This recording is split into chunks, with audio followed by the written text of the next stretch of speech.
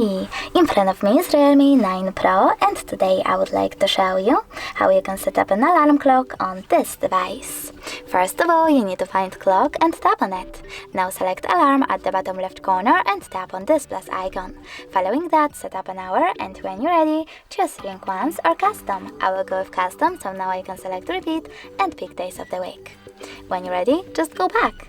Now you can name your alarm however you wish to by tapping over here, and then click on ringtone.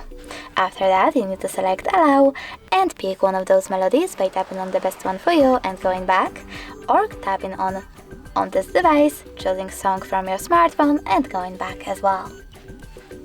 Now you can click on the switches next to vibrate and snooze to disable or enable those features, and click at the top right corner to save your alarm. As you can see, mine was successfully added.